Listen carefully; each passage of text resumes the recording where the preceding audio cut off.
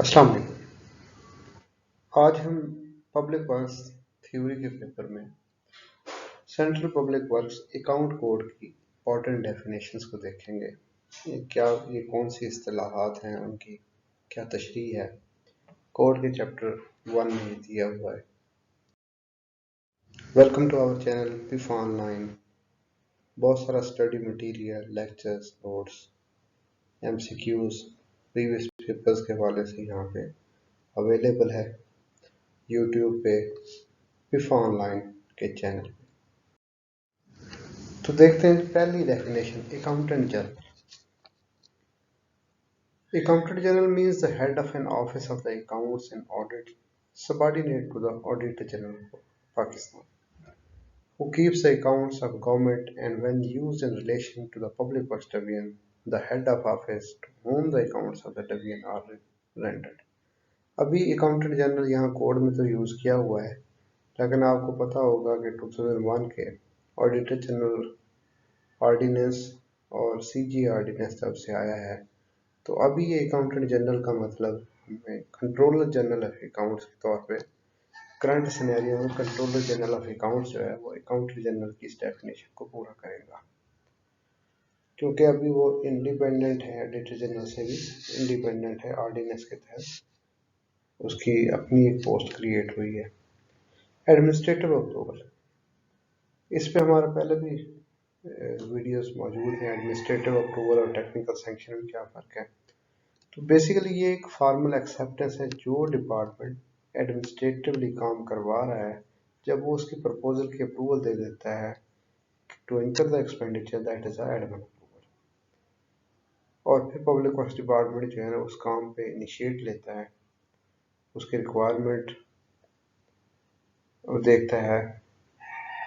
It is in fact an order to the public works department. कौन करता है? जो डिपार्टमेंट काम करवाना चाहता है, जो एडमिनिस्ट्रेटिव डिपार्टमेंट है, वो एक ऑर्डर दे रहा होता है पब्लिक वर्क्स डिपार्टमेंट को। That is called the admin approval to execute certain specified works at a stated sum to meet the administrative need of the department requiring the work. इस पे पहले जो लेक्चर मौजूद है वो अगर काइंडली देख लें तो उसमें आपको बहुत ज़्यादा क्लैरिटी आ जाएगी। टेक्निकल सैंक्शन और एडमिन अप्रूवल का फ़र्क पता चल जाएगा। एक्सपेंडिचर सैंक्शन और टेक्निकल सैंक्शन का फ़र्क मैं डिस्क्रिप्शन में इनका लिंक्स दे देता हूँ। Advance payment.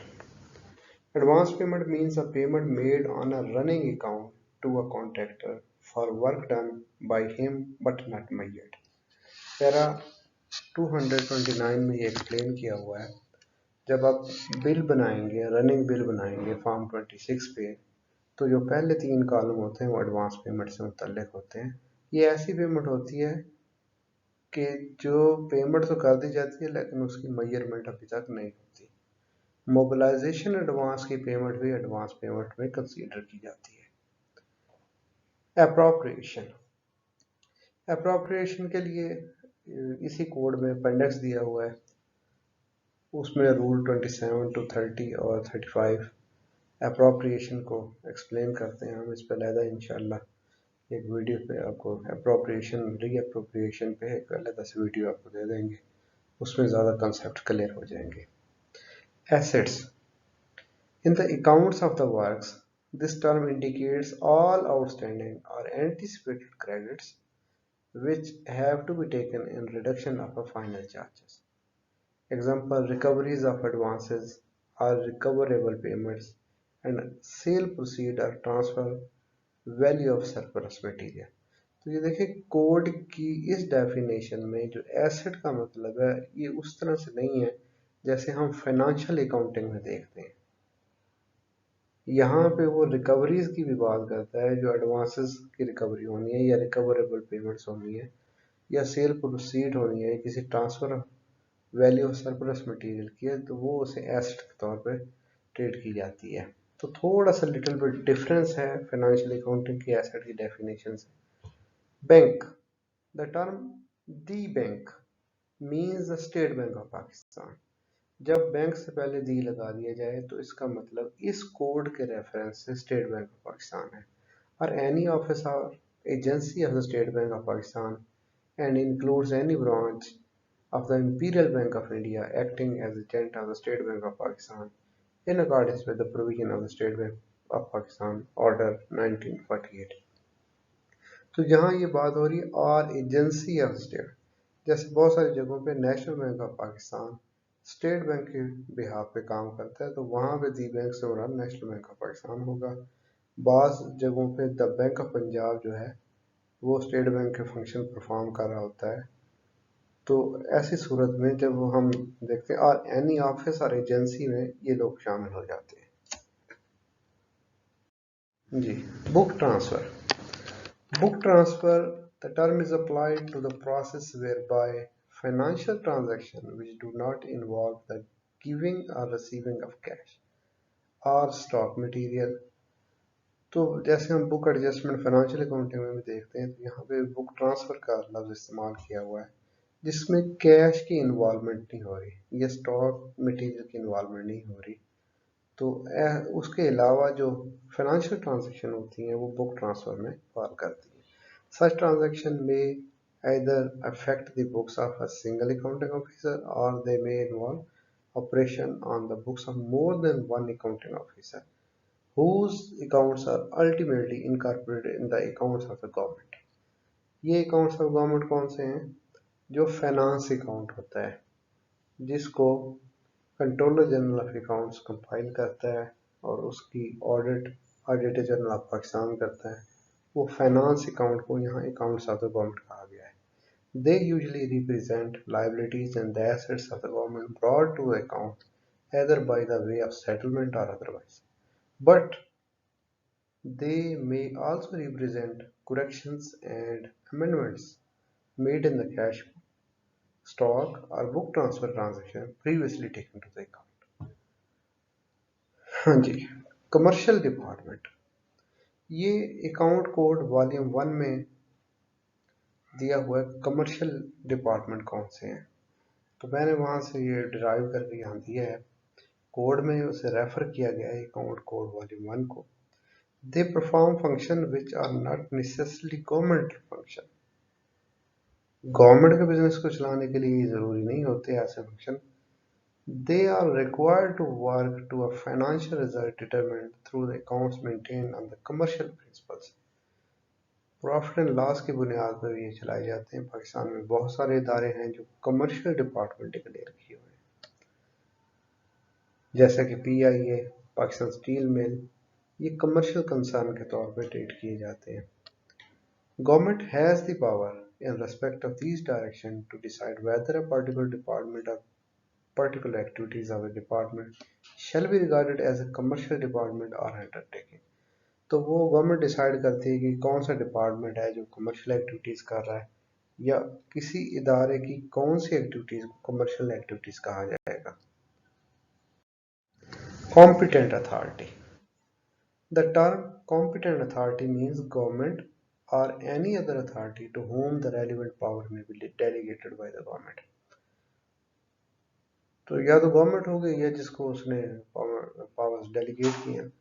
कैबिनेट डिवीजन ने एक नोटिफिकेशन इशू किया था जिसमें उन्होंने कहा था कि जब आप कॉरस्पॉन्डिंग करते हैं या ड्राफ्टिंग करते हैं तो उसमें लफ्ज़ कॉम्पिटेंट अथॉरिटी यूज़ न किया करें बल्कि स्पेसिफिक अथॉरिटी का रेफरेंस दिया करें।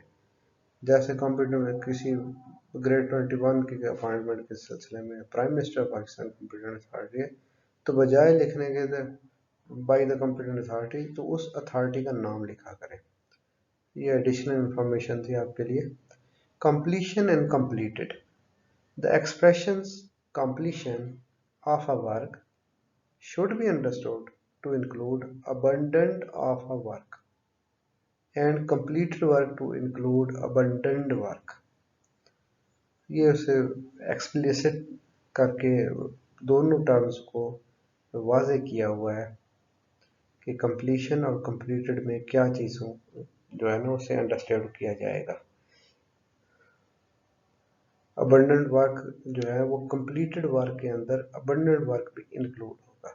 कॉन्टीजेंसीज, वर्क की कंटीजेंसी से मुराद ये है when used in respect of the accounts of the works the term contingency indicates The incidental expenses of a miscellaneous character, which cannot be appropriately be classified under any distinct subhead or subwork, yet pertain to the work as a whole.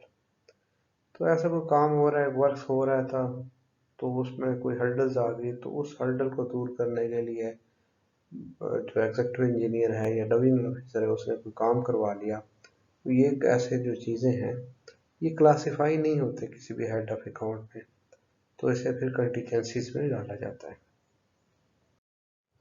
Contract and the contractor. The term contract means any kind of undertaking, written or verbal, दोनों चीज़ें।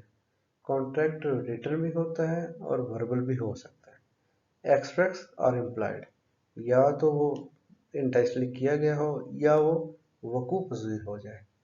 Bye a person not being a government servant. जो contract है या contractor है, वो contractor एक government servant नहीं हो सकता, यहाँ पे इसे वाजे किया हुआ है। ये एक प्राइवेट पर्सन होगा।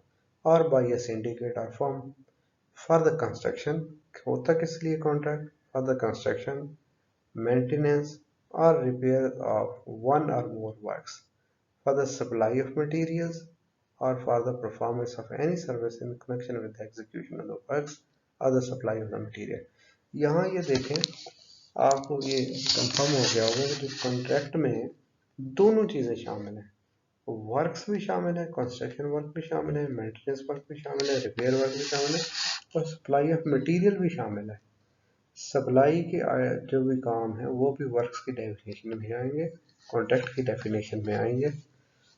तो नेक्स्ट देखें कि the term contractor mean a person, syndicate or firm that has made such an undertaking, but often its use is restricted to contractors for the execution of works or for the services in connection therewith। तो specify किया हुआ है कि जो for the execution of works और for the services इस record में जो भी की जाती हैं वो करने वाला शख्स या फर्म या सिंडिकेट या ये वो कॉन्ट्रैक्टर कहलाएगी।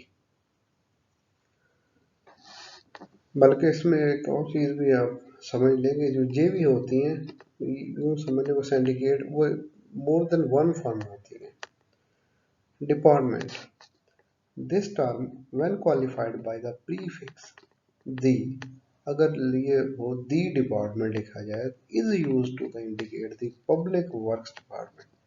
जैसे हम इंग्लिश का लफ्ज़ यूज़ करते हैं, ENGLISH इंग्लिश, उससे पहले दी लगा दें तो दी इंग्लिश का मतलब जो इंग्लिश नेशनलिटी के लोग हैं वो कहलाएंगे। इसी तरह यहाँ पे दी अगर डिपार्टमेंट से पहले दी लगा दे तो इसका मतलब पब्लिक वर्क्स डिपार्टमेंट कहलाएगा।